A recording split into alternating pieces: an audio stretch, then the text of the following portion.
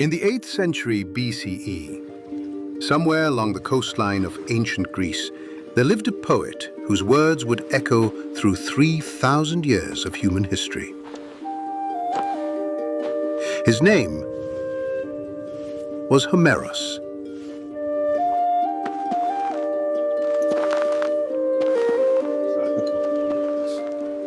Look over there. Oh! It's Homer, the master storyteller of the city! The one-eyed Cyclops blinded after injuring his eye. And the story he told, a story of war, wandering, and the desperate journey home, would become one of civilization's most enduring tales. But who was Homeros? Was he even real? And why does his epic poem, the Odyssea, still speak to us today?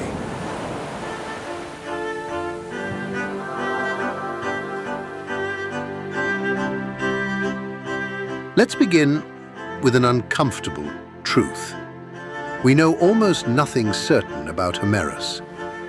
Was he a single genius or a name that combines many different poets? Did he live in Ionia or on the island of Chios? Was he truly unable to see, as later Greeks believed?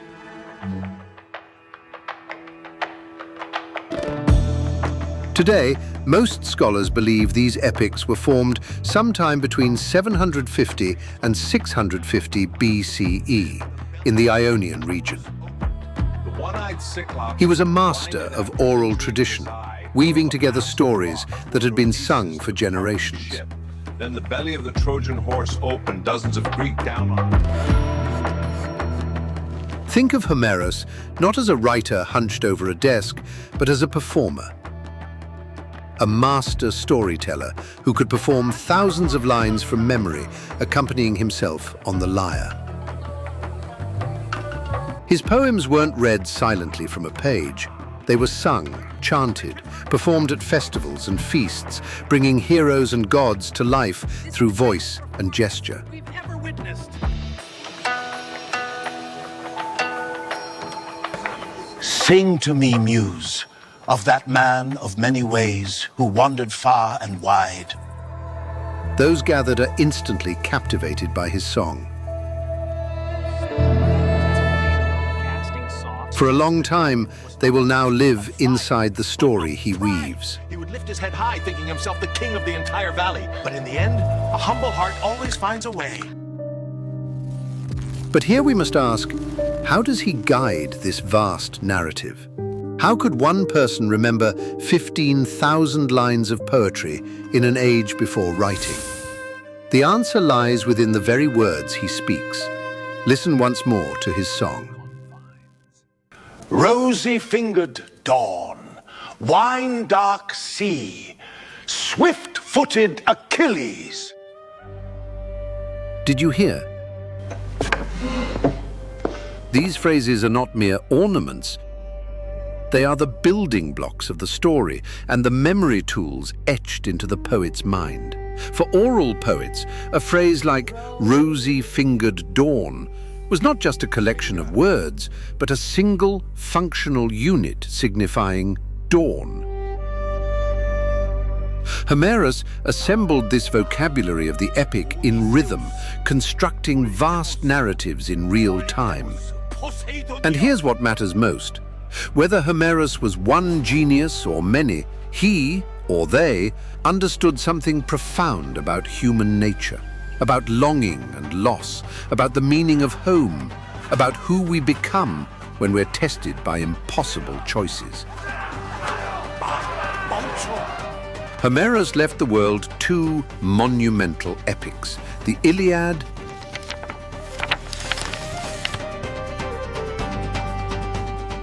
and the Odyssey.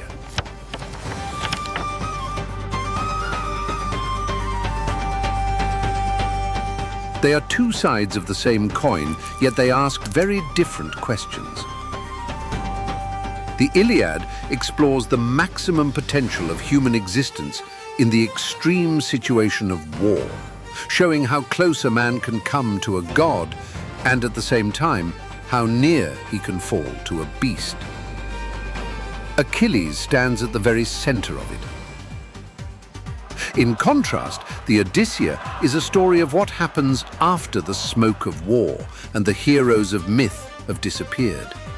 It asks the question, in a world where gods and heroes are gone, how should a human recover their humanity and find the way back to life?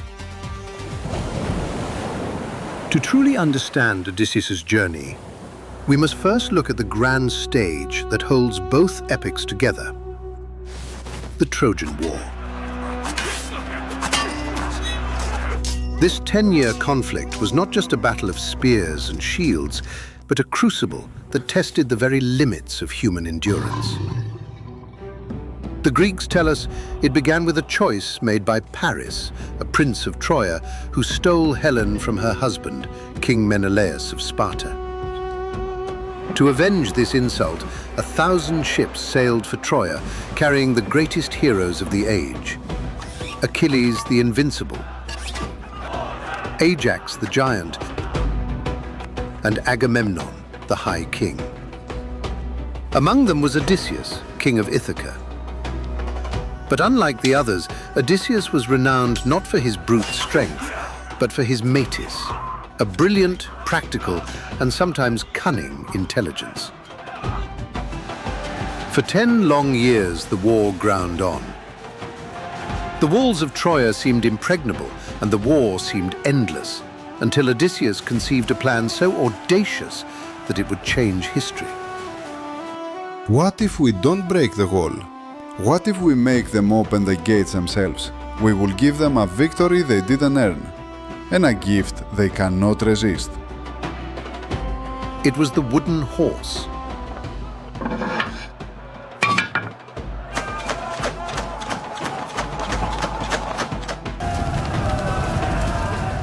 The war was over. Odysseus, the architect of victory, could finally go home. Or so he thought. Look at this map. From Troy to Ithaca. This journey should have taken 2 weeks, 3 at most. Yet this is the path he actually took.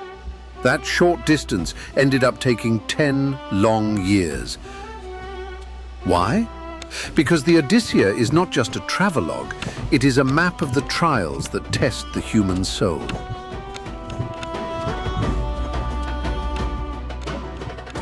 Odysseus must face monsters like the Cyclops, seductive goddesses like Circe and Calypso, and even venture into the realm of the dead to seek guidance. He will lose his ships, his men, and even his very identity, arriving home as a beggar.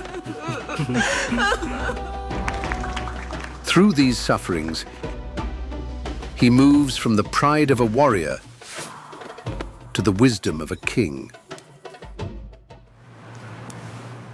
Let me introduce you to the characters of this great epic, the Odyssea.